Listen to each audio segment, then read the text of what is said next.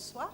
Alors, nous arrivons à la fin de cette 12e édition de Officine Expo. Ce salon de référence La Pharmacie fut très riche, comme vous avez pu le constater, en conférences, débats, tables rondes qui nous concernent et qui enrichissent notre formation continue pour mener à bien les missions de santé publique en tant que professionnel de la santé. Alors, comme disent les Anglais, the best is the last, et GSK nous accompagne dans cette dernière conférence sur le rôle du pharmacien dans la prise en charge de la dépression. Alors, on est en droit de se poser le pourquoi. Pourquoi GSK et pourquoi la dépression? GSK, parce que ce laboratoire qui est né en 2000 de la fusion de Glaxo Wellcome et de SmithKline, Beecham n'a de cesse d'œuvrer pour être leader dans l'innovation avec 5 prix Nobel depuis 70 ans, leader dans la qualité des produits éprouvés et leader également dans la qualité du service fiable que nous sommes amenés à produire aux patients marocains. Pourquoi la dépression? Parce que cette pathologie est considérée par l'OMS, déjà en 2001, comme étant la principale cause d'invalidité dans le monde dans un avenir très proche. C'est pour cela que la journée du 10 octobre a été décrétée comme journée de la santé mentale. Des études ont été menées et le dernier rapport du CNDH a annoncé 3 chiffres impressionnants et très alarmants, particulièrement au Maroc. 26,5% de la population marocaine sont en épisode dépressif, soit 1 personne sur 4. Les femmes sont les plus touchées, 34,3%, par rapport aux hommes qui sont touchés dans 20,4%. Le 3e chiffre, c'est la fréquence dans le milieu urbain. Elle est plus importante que dans le milieu rural. Alors en ville, on note 31,2% de personnes dépressives. C'est donc un véritable problème de santé publique que le ministère de la Santé a intégré cette pathologie dans son plan stratégique pour les années 2012-2016. Et le pharmacien d'officine doit jouer son rôle dans la prise en charge des patients et doit donc se former pour ceci. Alors pour cela, GSK a fait appel à professeur Youssef El-Hamaoui, que j'ai le plaisir et l'honneur de vous présenter. Alors Youssef El-Hamaoui est psychiatre, psychothérapeute, professeur, qui après avoir été chef de service des urgences psychiatriques au CHU de Casa, s'est installé dans le privé à Casablanca.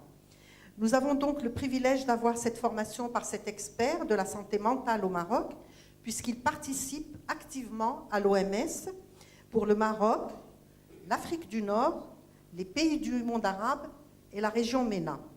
Professeur Youssef El-Hamaoui est membre de la commission s'appelle WOOS Network, qui est une commission de l'OMS. C'est une commission d'experts et donc va nous exposer cette pathologie afin de définir notre rôle, car nous sommes et serons exposés à prendre en charge les patients atteints de cette pathologie, non pas nouvelle, mais de plus en plus répandue. Alors encore une fois, je remercie les laboratoires GSK d'organiser pour nous cette conférence, comme je remercie professeur Youssef El-Hamaoui pour sa contribution. Donc, sans plus tarder, je lui passe la parole. Merci, Dr Ben Yahia. C'est un plaisir d'être ici parmi vous. On m'a demandé de vous parler un petit peu de dépression. Parler de dépression devant des pharmaciens, trouver le truc qui intéresse le plus le pharmacien en sachant que c'est le premier maillon de la prise en charge de tout soin, tout patient. Il consulte d'abord son pharmacien et l'alliance thérapeutique ou toute confiance, relation de confiance, est d'abord avec le pharmacien avant tout. Maintenant, je serais peut-être amené d'abord à définir la dépression, à en parler, mettre l'accent sur l'importance du sujet et évoquer par la suite quelques rôles du pharmacien là-dedans, dans la prise en charge, avant de terminer par les traitements qu'on peut donner pour des patients dépressifs. Dr Ben Yahia a évoqué tout à l'heure quelques chiffres. Alors, dans le monde, c'est 2 fois plus de femmes que d'hommes. Il y a tout un débat là-dessus, on ne sait pas au juste, il n'y a pas d'explication claire. C'est 20% des femmes, 10% des hommes. Il y a des explications hormonales, des explications biologiques, des explications liées au statut de la femme, plein de choses. Et puis la femme a plus de facilité d'aller vers le soin que l'homme. L'homme cache un peu disant sa souffrance. Chaque année, il y a encore de plus en plus de dépressifs. En France, par exemple, en l'espace d'un quart de siècle, le chiffre de dépression s'est multiplié par 7. Il y a 7 fois plus de dépression après un quart de siècle. Est-ce qu'on diagnostique plus? Est-ce qu'il y a réellement plus de dépression? Parce que quand on déprime, si vous voulez, la personne dépressive, elle provoque de la dépression sans se rendre compte. Il y a de l'irritabilité, il y a un côté génétique, donc la descendance est plus vulnérable que le reste de la population générale, mais il y a aussi le modeling. Une personne dépressive est en quelque sorte contagieuse. Vous voyez, vous mettez une personne agitée, vous aurez quelques personnes qui vont s'agiter autour. C'est très contagieux. Ce qui fait qu'on aura des enfants qui vont hériter de leurs parents les gènes de vulnérabilité, mais aussi qui vont être carencés suite à la dépression des parents.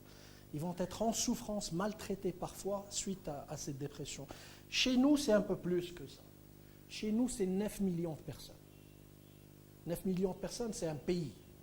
Vous pouvez intervenir à tout moment. Je préfère que ça soit un peu plus interactif.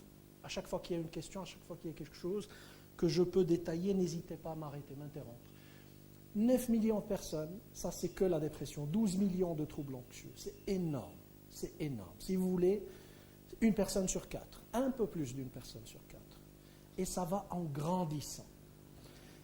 J'avais mis dans la présentation une diapo où il y a les chiffres IMS, et puis à la dernière minute, je l'ai enlevé parce que, en quelque sorte, je n'ai pas le droit je n'ai pas acheté ces chiffres, si on veut. Maintenant, je peux vous dire, en se basant sur l'IMS, les chiffres de vente des antidépresseurs en traitent moins de 1%. Moins de 1% de ces 9 millions de personnes. La plupart des dépressifs sont non traités. La dépression, c'est toutes les conséquences, à part le suicide. C'est les accidents de la voie publique, c'est la violence, c'est l'agressivité, c'est l'échec scolaire, c'est les démissions, les gens qui parlent d'harcèlement au travail, plein d'autres signes qui évoquent la dépression. Tous les âges sont concernés. La dépression, c'est l'adulte, l'adolescent, l'enfant, le nourrisson peut être dépressif, le sujet âgé. Le nourrisson, quand il déprime, il refuse de téter, il mord le sein de sa mère, il va faire des infections à répétition, des hospitalisations répétées en pédiatrie. L'ado fait beaucoup plus de tests, le passage à l'axe, beaucoup plus de tentatives de suicide. Le sujet âgé, lui, se suicide. Il ne fait pas de tentative, il réussit son suicide. C'est comme si avec l'âge, on gagne un peu plus en sagesse et donc le passage à l'acte ne rate jamais. Deuxième cause d'handicap dans le monde. En 2020, ça c'était des statistiques il y a très longtemps, c'était en 90, et la Banque mondiale avait publié ça en 2000. Deuxième cause d'invalidité dans le monde, première cause dans le tiers-monde. Première cause chez la femme d'invalidité. Et là, vous mettez toute la médecine, toutes les pathologies confondues, tous les traitements envisageables. C'est la première cause dans le tiers-monde, la première cause chez la femme d'invalidité.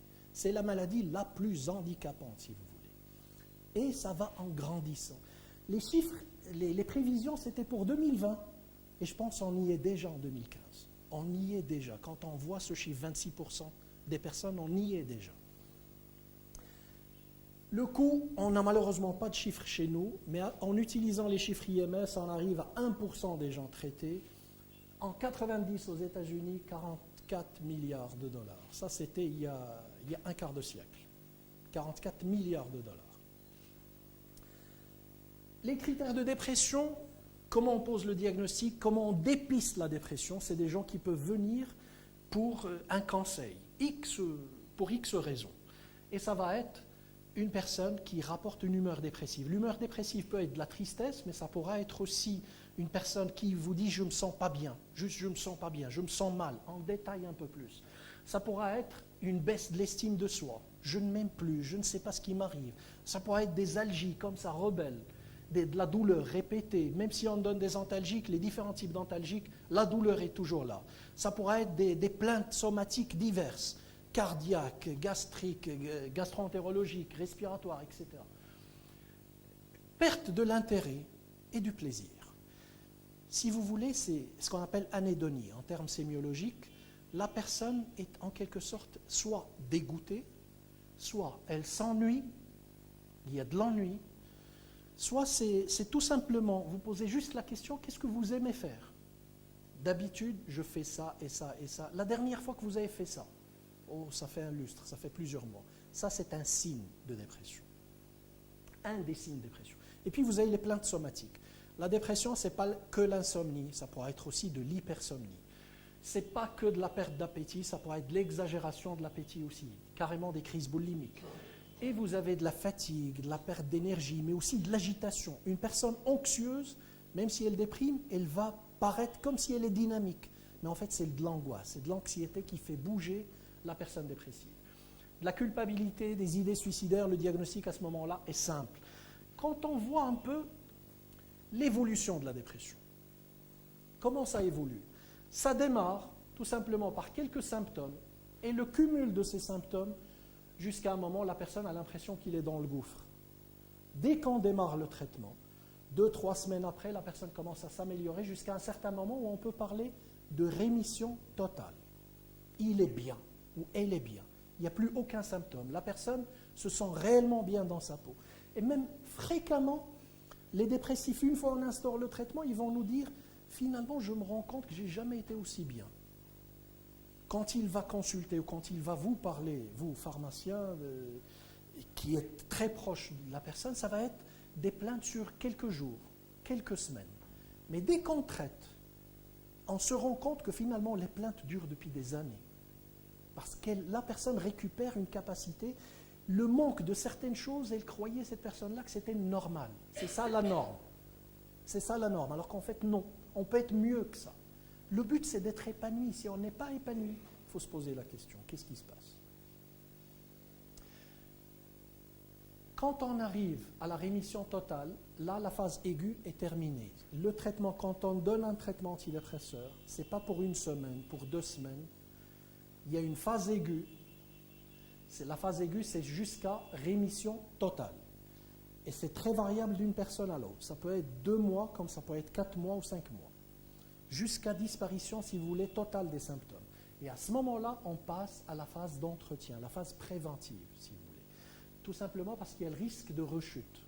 Je vais vous montrer une diapo tout à l'heure qui va vous montrer quel est ce risque, justement. Et puis, des fois, même plusieurs années après, certaines personnes peuvent récidiver. Et à ce moment-là, on est dans ce qu'on appelle des dépressions récurrentes. C'est ce qui fait que vous allez voir chez vous des patients, des patientes qui viennent régulièrement chercher leur antidépresseur, et ça fait des années qu'elles prennent leur antidépresseur. Elles ne peuvent pas arrêter. C'est comme le diabétique, c'est comme l'hypertendu. Quand on passe à la chronicité, il faut garder le traitement longtemps. Si on arrête un traitement, on met en danger la personne. Dès que la personne arrête le traitement, on met en danger. On va parler de la différence antidépresseur-benzo tout à l'heure. Alors, premier épisode. Une personne qui n'a jamais déprimé de sa vie, que vous allez recevoir et vous pensez à la dépression, vous allez l'adresser voir son médecin, un médecin de famille ou un psychiatre. Dans les 12 mois, juste la première année, le risque est de 60%. Quand on est au 2e épisode, on passe à 70%. Au 3e épisode, on passe à 90%. Si vous voulez, il va rechuter. Elle va récidiver, la personne. Est-ce qu'on va arrêter le traitement même si la personne est en rémission totale? Est-ce qu'on a le droit d'arrêter le traitement? On sait très bien que les statistiques montrent qu'elle a à peine, par exemple, 10% de chances de ne pas récidiver. À peine 10%. Et 90%, disons, de malchance ou de risque de récidiver. Pourquoi faut-il dépister la dépression? On se pose la question. Il y a une étude intéressante que je veux partager avec vous. Là, on a pris des enfants de mères dépressives, des femmes dépressives, et on a évalué les enfants. Et on a vu comment ça se passe chez ces enfants-là. À la base, au départ, il y avait 35% de ces enfants qui étaient mal, qui déprimaient ou avaient des troubles de comportement. 35%. Rappelez-vous, au Maroc, on est à 26%, et c'est un des chiffres les plus faramineux, disons, à l'échelle mondiale.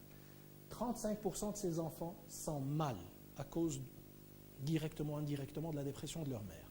Quand on fait un suivi sur 3 mois, quand la maman se fasse soigner, prend un antidépresseur, et la maman est en rémission totale, il y a 24% seulement des enfants qui restent mal 3 mois après.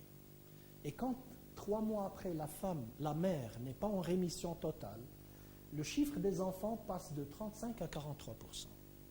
Presque un enfant sur 2 est mal dans sa peau, déprime, a des troubles de comportement, échec scolaire, et ainsi de suite. L'agressivité, tout ce que vous voulez comme symptôme. Si on veut, quand on traite ces mamans-là, on traite les enfants aussi, indirectement. Regardez ce qui se passe là, c'est des enfants qui n'avaient pas de symptômes au départ. Ils ne font pas partie de ces 35%. Des enfants qui étaient très bien de ces mamans. Quand les mamans étaient en rémission 3 mois après, les enfants restaient asymptomatiques. Et quand les mamans gardaient leur dépression 3 mois plus tard, vous avez 17% d'enfants 3 mois après qui développent une nouvelle dépression. Traiter ces femmes, c'est aussi faire de la prévention pour les enfants.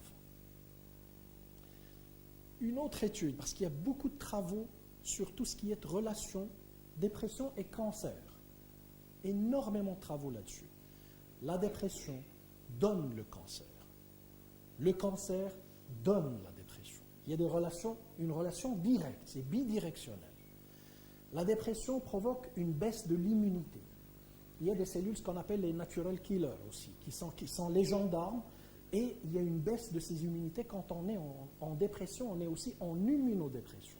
Et donc ça ouvre la porte. Ces gendarmes n'arrivent plus à faire leur fonction.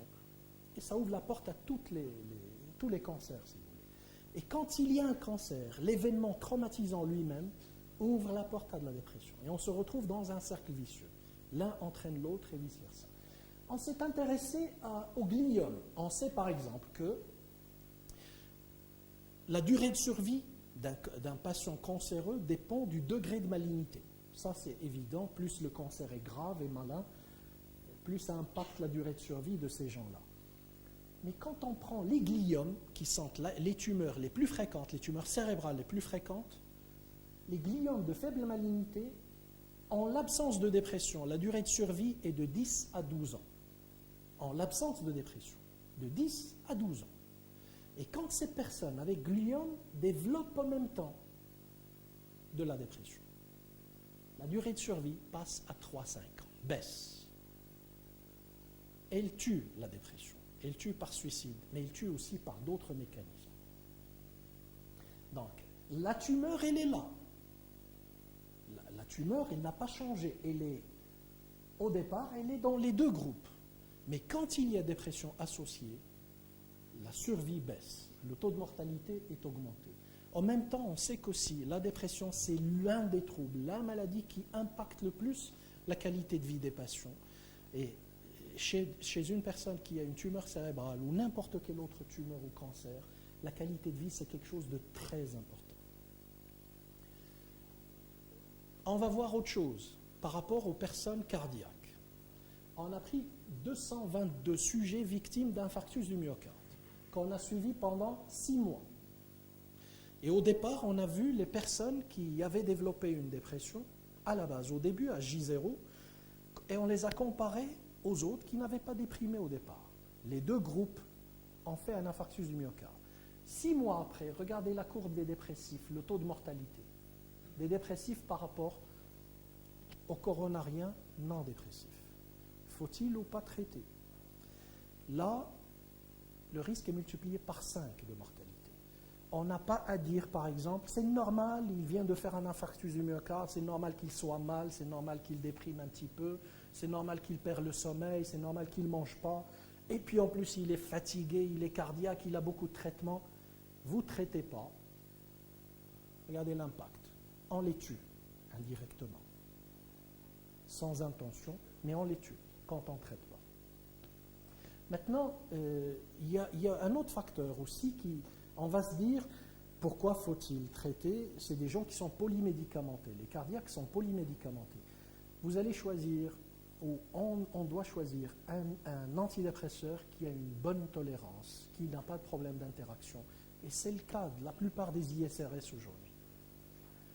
Le risque suicidaire, je passe rapidement là-dessus, je n'aimerais pas m'attarder là-dessus pour vous inquiéter. Un suicide toutes les 40 secondes dans le monde. Imaginez depuis tout à l'heure qu'on parle combien de personnes sont décédées. Toutes les 2 secondes, une tentative de suicide dans le monde. Chez nous, c'est un sujet tabou. On n'en parle pas. tabou. C'est haram, c'est tout ce que vous voulez. 12 000 en France, 30 000 aux États-Unis. C'est énorme. Les 2/3 des suicides sont dus à la dépression. Chez nous, on n'a pas malheureusement de statistiques des suicides, mais on a un chiffre. Une étude faite par notre ministère de Santé a évoqué un chiffre. 1/6 des Marocains, soit 16% des Marocains, verbalisent des idées suicidaires. Vous allez me dire, c'est très fréquent. Combien d'entre nous, un jour ou l'autre, on dit j'en ai marre, j'ai envie d'en finir. C'est très fréquent de verbaliser des idées suicidaires. Mais quand ça s'associe à de la dépression, il faut prendre ça très au sérieux. Il y a plus de décès par suicide que par AVP. Et pourtant, il y a énormément de publicité, énormément de choses sur les accidents de la voie publique et rien sur le suicide. Et parmi les accidents de la voie publique, il y a beaucoup de suicidaires aussi. Traiter la dépression, c'est aussi réduire le taux de mortalité. Là, je passe rapidement sur quelques éléments biologiques. C'est une maladie du cerveau.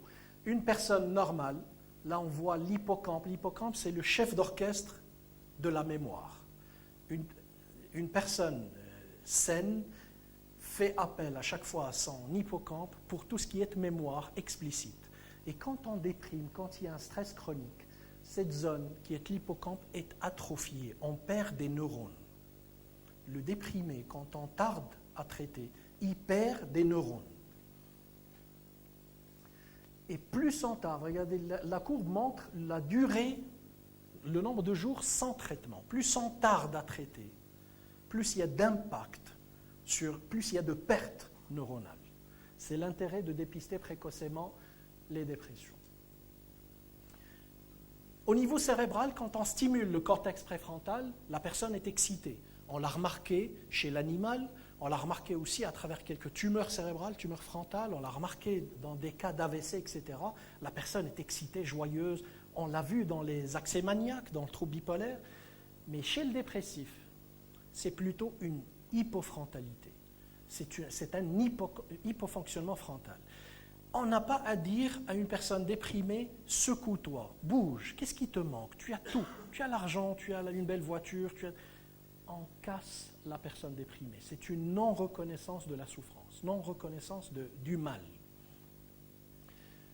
Sujet normal, la même personne quand elle déprime. Regardez l'IRM fonctionnel, on voit in vivo le cerveau de la personne. On a l'impression que le cerveau est éteint. Et regardez cette structure-là au milieu, c'est un des noyaux gris centraux qu'on appelle l'amygdale. L'amygdale, c'est le chef d'orchestre de l'émotion, des émotions. Et un déprimé, la dépression est un trouble de l'humeur, touchant la partie émotionnelle en vous. C'est plus enflammé que le sujet normal. Le cerveau est éteint, sauf tout ce qui est idée négative, tout ce qui est émotion négative. Même image en PET scan. On voit le métabolisme du glucose du cerveau, sujet normal et sujet déprimé. Cerveau éteint. C'est une maladie du cerveau. Quand on voit maintenant les neurones à l'échelle neuronale, une cellule neuronale normale, vous avez le corps cellulaire, l'axone, les dendrites, l'arborisation dendritique. Quand on zoome sur cette zone-là, c'est les capacités de connexion. Si je vous montre cette image, c'est pour vous dire qu'on est en train de parler, on est en train de faire des connexions synaptiques. C'est tout ce qu'on appelle neuroplasticité. Mais chez le déprimé, à cause du cortisol, qui est l'hormone de stress, et à cause d'une baisse des neuromédiateurs, il y a une atrophie cérébrale. Et regardez l'arborisation dendritique, regardez les capacités d'apprentissage, de connexion, les capacités de mémoire, les capacités de concentration. Mais dès que vous donnez un antidépresseur, voilà ce qui se passe. La personne récupère. Ça prend du temps, quelques semaines, mais la personne récupère. Et plus tôt est instauré le traitement, et le dépistage, quand le dépistage est fait précocement, meilleur est le pronostic. Et des fois, quand on tarde, on améliore l'humeur, mais la personne garde des séquelles, du genre trou de mémoire, problème de concentration, etc. Là, on voit une cellule pyramidale d'un rongeur avant et 3 semaines de stress. Après 3 semaines de stress, on vient, on secoue la cage de l'animal, chaque jour à la même heure et on allume une lumière blanche, ce qui fait un stress énorme. Je sais que c'est sadique en quelque sorte comme expérience, mais et quand on voit 3 semaines après, regardez, l'atrophie, l'arborisation dendritique 3 semaines après. L'antidépresseur, quand on donne un antidépresseur à quelqu'un, ça va non seulement ça fait augmenter les neuromédiateurs, il faut savoir une chose, ce n'est pas que la sérotonine. On donne un sérotoninergique, le but, ce n'est pas faire augmenter le taux de sérotonine, parce que suite à la prise, 2 heures après, vous avez un pic plasmatique de sérotonine. Et pourtant, la personne est toujours déprimée 2 heures après. La sérotonine n'est qu'un maillon d'une longue chaîne. C'est la fabrication de neurones qui se fait. Et les neurones, une fois fabriqués, ça va prendre 2 à 3 semaines. Les neurones ne sont pas encore fonctionnels. Il faut qu'ils rentrent dans le câblage, les connexions se fassent correctement et que le neurone soit fonctionnel. C'est ce qui explique le délai d'action de l'antidépresseur. La dépression provoque, comme vous avez vu, d'importantes altérations neuronales, altérations cérébrales, et les antidépresseurs corrigent justement ces altérations. Ce genre d'information est importante à donner pour des patients. Parce qu'on cherche des fois des explications métaphysiques alors qu'il y a des explications simples. Pourquoi traiter la dépression ? Des femmes. Traiter les femmes déprimées, c'est faire aussi de la prévention pour les enfants, prévention aussi pour l'avenir, les générations futures. Traiter la dépression réduit le taux de mortalité. Rappelez-vous les cardiaques, rappelez-vous les gliomes, les tumeurs cérébrales, rappelez-vous les suicides aussi, et ainsi de suite. La liste est longue des explications de mortalité. L'intérêt d'un dépistage précoce, quand on tarde à traiter une dépression, il y a tout un mécanisme, disons, de déficit qui s'instaure, une perte neuronale, une perte des capacités. Et la personne, des fois, a des difficultés de s'en sortir. Et puis, il y a d'importantes altérations cérébrales que les antidépresseurs corrigent, justement. Si on voit maintenant le rôle du pharmacien. Le pharmacien, on l'a dit, c'est le premier maillon d'une longue chaîne de soins.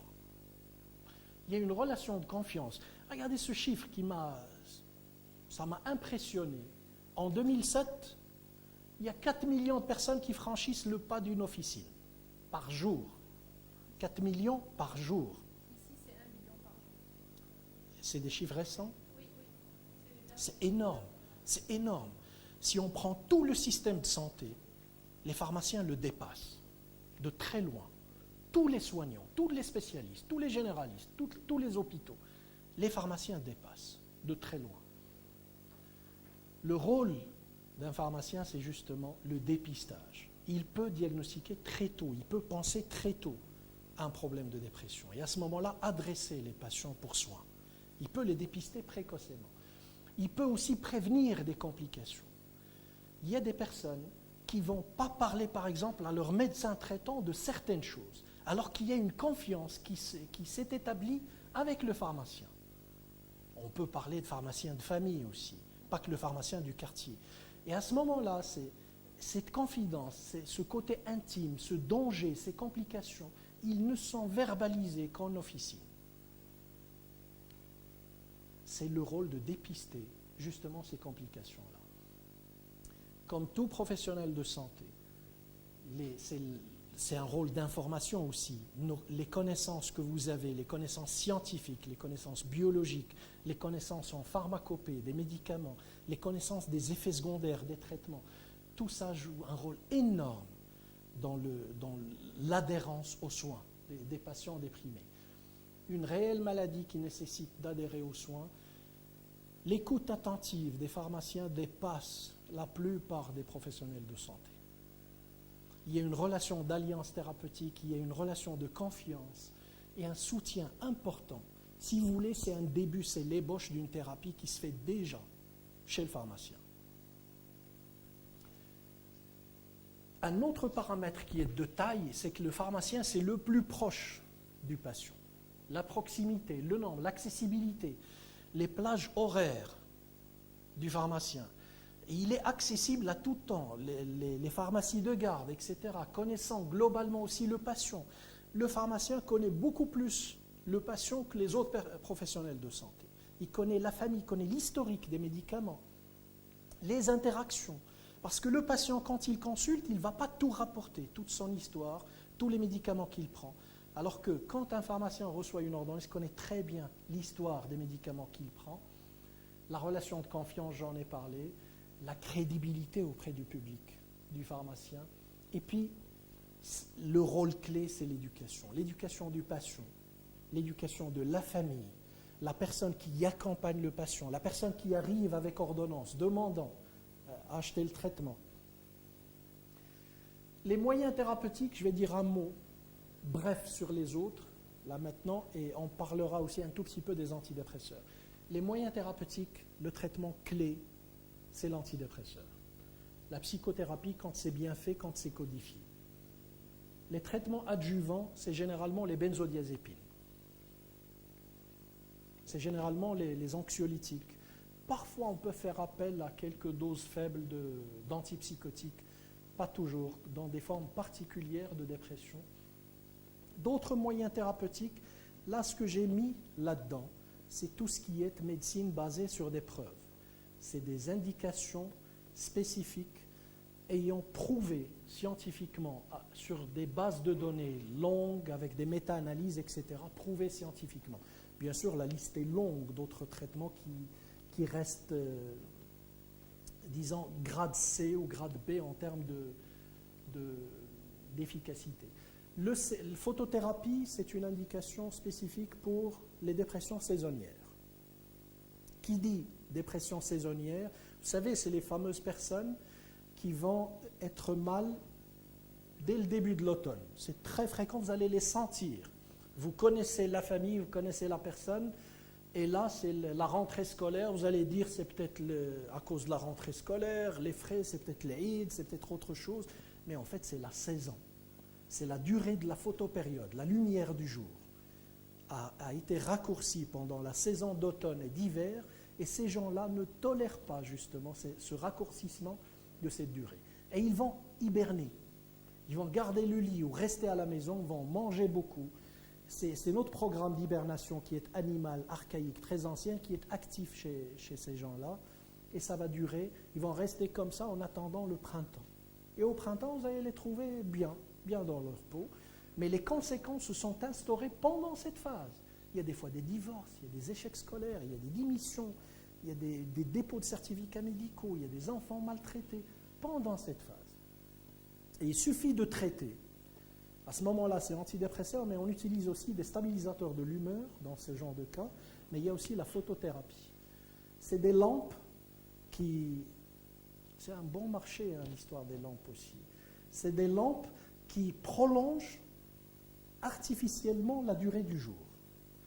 Au lieu, la lumière va apparaître par exemple à 7 heures du matin, lui il va faire apparaître la lumière à 6 heures ou à 5 heures du matin, ou va la prolonger en fin de journée.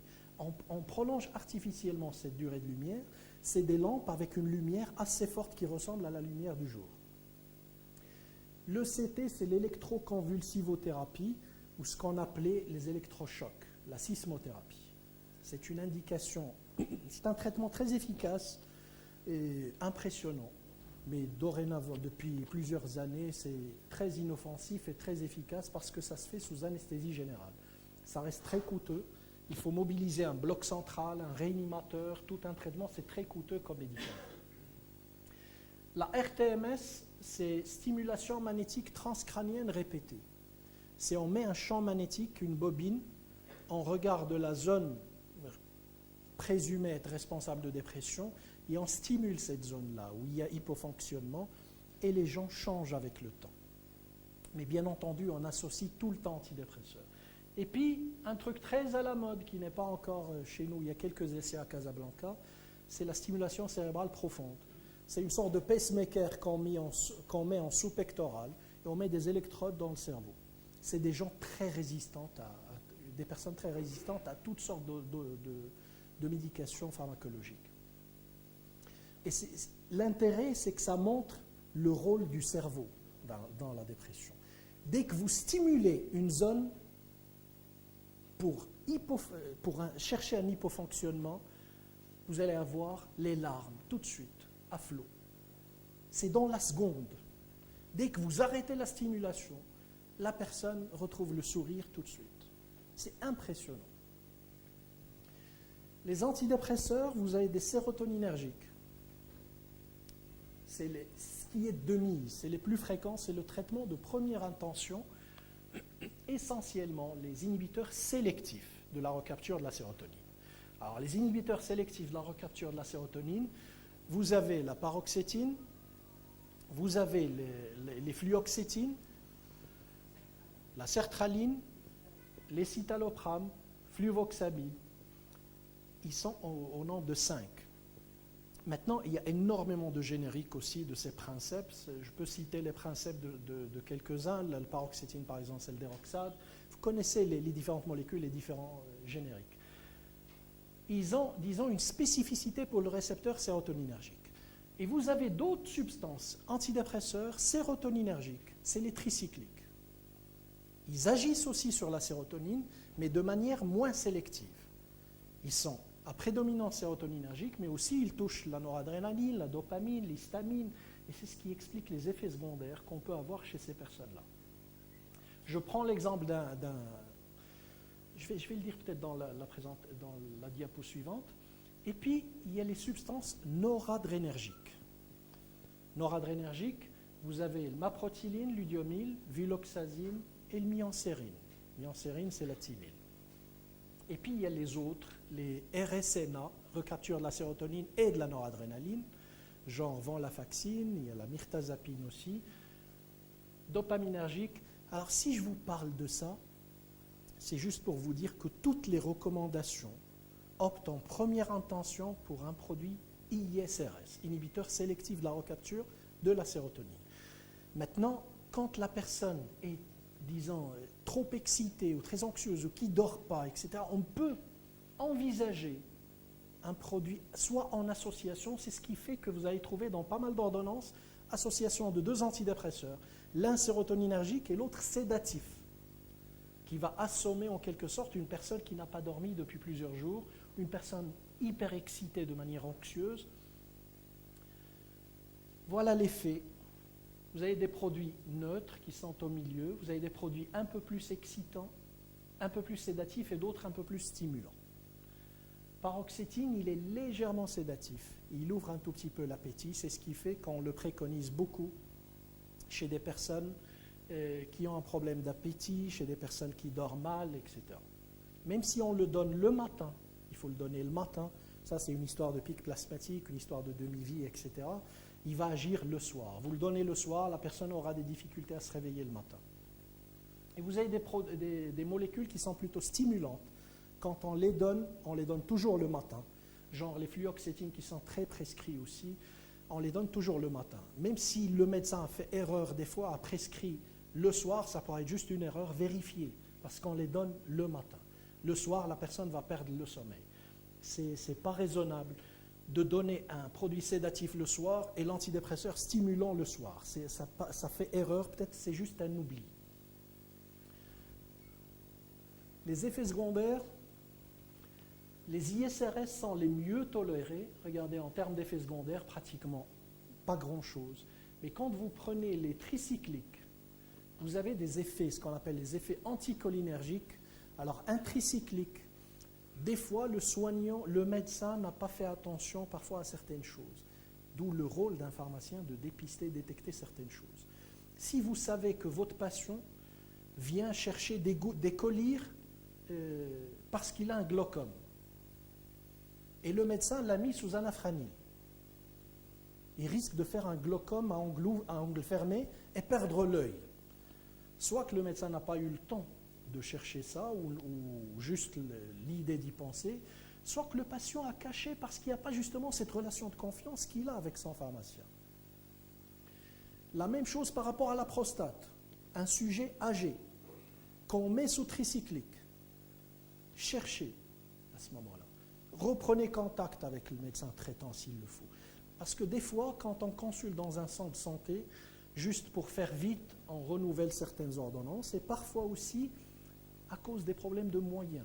On va chercher le moins cher, mais sans chercher les interactions et les risques pour le patient. Et là, le coût, des fois, est faramineux.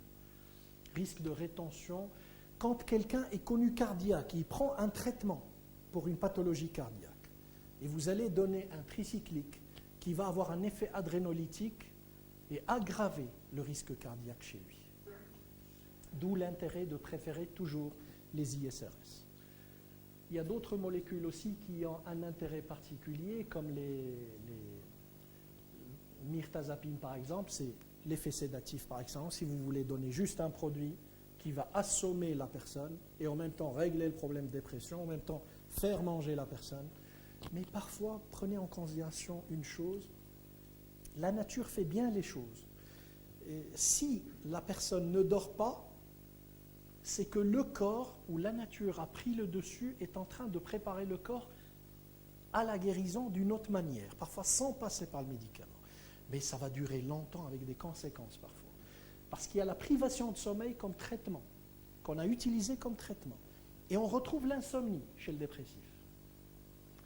Vous avez une autre technique aussi, c'est le jeûne. Un jeûne médical, ce qu'on appelle le jeûne médical. Il y a pas mal de travaux russes là-dessus, le jeûne médical. Et la personne est anorexique, elle perd l'appétit. Perdre l'appétit est une technique aussi, naturelle. C'est comme la fièvre quand il y a un germe dans le sang. C'est comme la toux quand il y a quelque chose, des sécrétions ou un germe dans les bronches. Et là, on va s'acharner à donner un antitussif ou à donner un antipyrétique. C'est des moyens naturels pour régler certaines choses. C'est juste que ça va prendre du temps. Donner un antidépresseur, c'est faire vite et réduire les dégâts chez les personnes.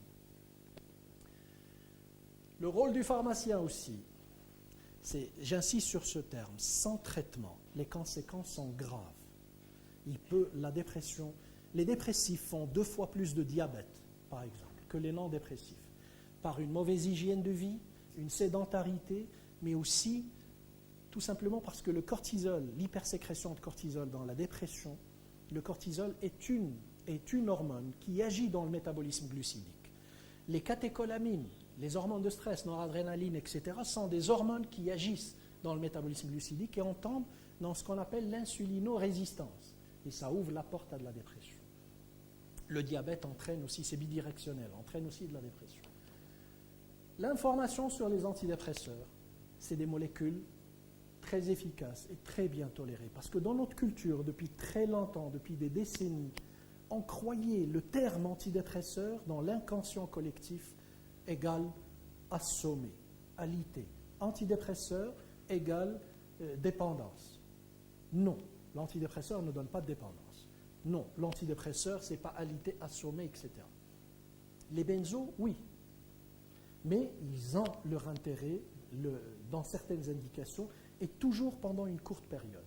Une ordonnance type, une ordonnance, disons, qui se respecte, vous allez trouver un antidépresseur au long cours qu'il faut renouveler et vous allez trouver un anxiolytique qu'on peut associer quand la composante anxieuse est importante, mais pas systématique, pendant une durée de 2, 3, 4 semaines maximum, avec une dégression chaque semaine. Ça, c'est une indication type. Faisant très attention dans le sens où la benzo coûte moins cher, l'antidépresseur coûte un peu plus. Et j'imagine vous avez l'expérience des patients qui vont vous dire « Atteignez le prix de et dès que, ça coûte, il coûte moins cher, je prends d'abord ça. Si on ne donne pas l'information, il part avec benzo, il est venu avec dépression, il part avec dépression plus toxicomanie, plus dépendance. C'est très important ce genre de choses. Vous ajoutez à cela que l'anxiolytique agit, est efficace, agit. Il est très tendu, il ne dort pas, il est très angoissé, vous lui donnez un anxiolytique, il est bien, efficace. Vous donnez un antidépresseur, il ne va pas agir tout de suite. Et lui, il se dit, il est cher, il n'agit pas. Alors que l'autre n'est pas cher, il agit tout de suite. C'est juste que donnons toujours l'information. Ton traitement, c'est celui-là. C'est ça le traitement de fond. Plus tu vas le prendre, plus il va agir. Tu peux même avoir quelques effets secondaires au cours des premiers jours, 10% des cas, mais généralement ça disparaît très vite et tu vas être de mieux en mieux. Celui-là va te soulager au départ, mais ce n'est pas ton traitement de fond. Ça ne donne pas de dépendance. Celui-là, c'est possible si tu utilises le traitement n'importe comment. Si tu respectes la prescription, il n'y aura pas de problème. Ça, c'est le rôle d'information et ça passe très bien. Les antidépresseurs n'entraînent pas de dépendance physique. Je suis à la fin de cette présentation, j'étais un peu rapide. C'est une maladie du cerveau, la dépression. C'est une maladie du cerveau, c'est très fréquente. Vous avez vu que 9 millions de personnes chez nous. Il y a des chiffres qui parlent d'à peu près 1 milliard dans le monde. Il y a quelques décennies, on évoquait le chiffre 350 millions de personnes. Maintenant, on ose parler de pratiquement 1 milliard de personnes parmi les 7 milliards qu'on a. C'est énorme, c'est énorme. Et apparemment, il y en aura de plus en plus. L'industrie pharmaceutique le sait très bien, c'est ce qui fait que dans leur pipeline, c'est ce qui marche le plus. Tout ce qu'ils ont dans cette poupinelle, c'est des molécules dans le système nerveux central. C'est les maladies du futur, enfin, les maladies actuelles, mais qui vont persister longtemps. Il y en aura de plus en plus. Notre rôle, c'est de les dépister. Les dégâts sont graves, des fois, dans le fonctionnement.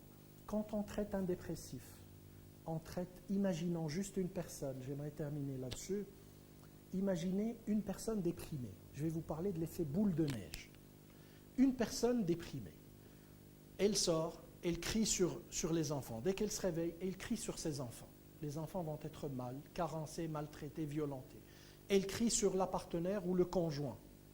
Et donc l'autre aussi est mal. Et qui dit les enfants dit l'avenir du pays. Et vous avez dans l'avenir beaucoup plus de dépression. Et la personne, dès qu'elle sort, elle croise le voisin par exemple, l'autre va dire bonjour, elle ne va pas répliquer parce qu'elle est mal dans sa peau. Donc elle irrite l'autre, elle contamine. C'est contagieux. La personne sort, va dans sa voiture, il y a le gardien qui se rapproche, il crie sur le gardien de voiture. Le gardien va crier sur beaucoup d'autres plus tard. Et vous avez un dépressif, par exemple, qui prend la route, alors tout au long de cette route, parce qu'il conduit n'importe comment, il râle, il klaxonne, il crie, ça va être contagieux pour beaucoup de gens qui étaient bien avant de le croiser, étaient très bien. Et il arrive à son travail, et c'est la zizanie avec les collaborateurs, et vous avez des collaborateurs qui sont mal aussi, des collègues qui sont mal. Et j'arrête pas là parce que même les clients qui vont venir voir cette personne-là ne vont pas avoir les services à quoi ils ont droit, et c'est parti. On est démarré par une personne. On a démarré par une personne et on se retrouve avec des milliers. Et dans chacun, c'est en réseau. Chaque personne contamine d'autres. C'est vraiment sadaqa al-jariya. Quand tu traites une personne, à travers une personne, tu traites des centaines, voire des milliers d'autres personnes. Et tu envoies, à quelque chose, tu envoies un traitement pour l'avenir à travers ces enfants et ces générations futures. Le pharmacien joue un rôle clé, c'est le premier maillon de cette longue chaîne de soins. L'altération biologique, on l'a vu, elle est réversible. Un dépressif est mal, n'importe qui d'entre nous peut déprimer, un jour ou l'autre. Tout le monde est concerné. Vous savez, il y a un chiffre évoqué par notre ministère de Santé qui est de 48,9% des Marocains, ils disent bien Marocains, de la population générale, pour rester scientifique, a besoin de soins psy. Et on ajoute en disant, l'autre moitié, c'est juste question de temps. Vous imaginez? C'est réversible, les ISRS, le rôle du pharmacien là aussi est capital.